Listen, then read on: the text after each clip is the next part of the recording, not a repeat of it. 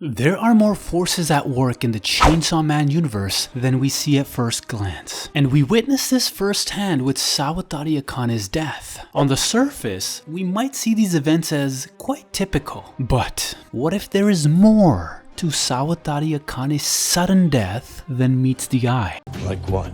Like maybe the fact that Kobeni actually killed Sawatari Akane.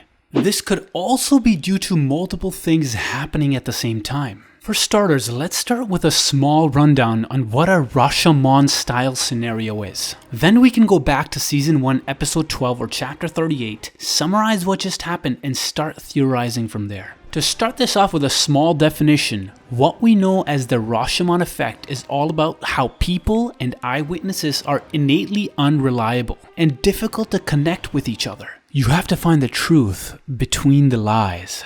As of how the Rashomon style is relevant to the end of Chainsaw Man's first anime season, before we get to that, this is your last chance to walk away if you're not a manga reader because things are about to get exciting, okay? Walk away. Okay, now that all the losers are gone, let's get on to the good stuff. We already know that in the end of season 1, episode 12 or chapter 38, Sawatari Akane abruptly loses her head thanks to the snake devil she was commanding. This is a fundamental contradiction on how devil contracts work. A devil can't kill you while you are contracted to one, unless you sacrifice your life for one of its terms. The question now becomes, why did the snake devil turn on Akane? Here is where we start theorizing based on the Rashomon effect. So where are we going with this, you might ask? The key phrase here is multiple agendas. For starters, let's take Makima's explanation at face value. She said that Akane's death was part of her contract with the gun devil. Sawatari Akane is a mysterious character, and since dead men tell no tales, I guess we can accept this explanation, or can we? However, consider this a starting point. How do we know the nature of Sawatari's contract with the gun devil? Was there even a contract established in the first place? All this and more are valid reasons to scrutinize Sawatari's death further, because we already know that at this point in the anime and later in the manga, Makima's behavior is suspect. Kishibe says, "You knew about it and let it happen, didn't you?" Makima said, "I came under gunfire myself, you know. Even if you kill my pet dogs, as long as you're on humanity's side, I'll look the other way. Only as long as that's true. All I want is to save as many people from the devils as possible." Okay, now putting down that horrible girl voice, this establishes that Makima will do the dirty work needed of tying up loose ends and make sure that devil hunters gone rogue, even civilian ones, will face justice. The question remains though, if Makima did kill her, and why would she do it? Well, it's already established near the end of the manga's arc 1 that Makima isn't just a devil, she is one of the 4 horsemen of the apocalypse. The White Rider, the embodiment of conquest or control. It is also here that we see that she can wield the power of the snake devil. This means it would be really easy for her to nudge the snake devil a few feet to the side, so its attempt to free Sawatari would end up killing her instead. Expedient, devious, and most of all, utterly deniable. All for Makima to take out a potential liability, add her to her power, while keeping her hands clean in one fell swoop.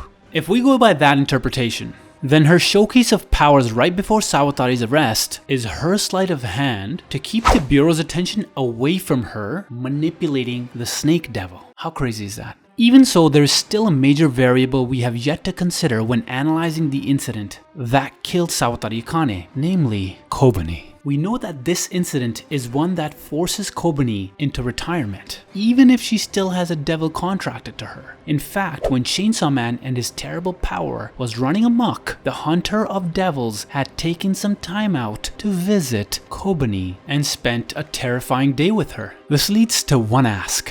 Why would Chainsaw Man go out of his way to do that if Kobeni wasn't a devil hunter anymore? What if the answer is that Kobeni could still be contracted to a devil that has not yet revealed itself in the story thus far? We know that she has a contract, but not the nature of the contract or the power she has. What we do know though is that before this incident, Kobeni has had a strange streak of luck going. Even when the Chainsaw Man in his unhinged glory was going after her, it seems that Kobeni is unscathed in middle of all the chaos around her, like the eye of a storm. If we guess that this is how the contract works, then we can make another educated guess that Kobeni's devil has been giving her good luck by siphoning it off others. How does this come into play with the death of Sawatari Akane? Because the snake devil may have been targeting Kobeni in order to rescue Akane, and thanks to Kobeni's luck, it may have redirected the attack altogether.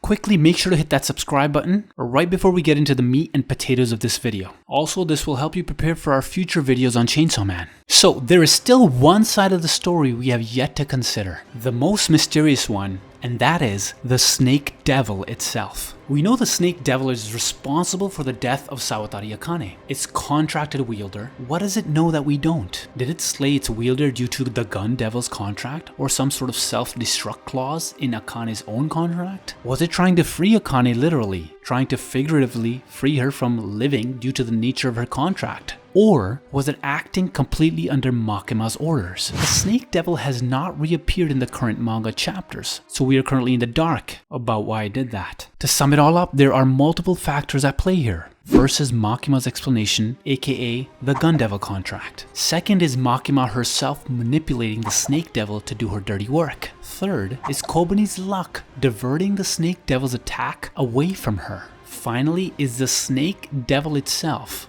What was its own motivation? This is where the Rashomon effect manifests. But with that, here is the really interesting part. What if all these factors were in play all at the same time? It might take a little creative interpretation, but it's possible to fit everything together. Thus, here is a possible hypothesis on what really happened. The snake devil is compelled by its contract and Makima's own power to attack Akane. It tries to free her by attacking Kobeni as well, but Kobeni's luck and Makima's manipulations change its aim, so Sawatari Akane ends up killed instead. Though this might be a fair hypothesis of what happened, bear in mind that this is based on theories made on chapters, actions, and entities that have not yet appeared in the story, and is thus subject to change depending on if we get further information in the future that provides a better explanation. This entire scene, however, opens up a new world of possibilities about which demon Kobeni's contracted with and how it manifests in the real world. Could it be a demon of misfortune that absorbs others' good fortune and uses Kobeni as a repository for it? Or is it something else entirely? Okay, comment down below what devil do you think Kobeni's contracted to,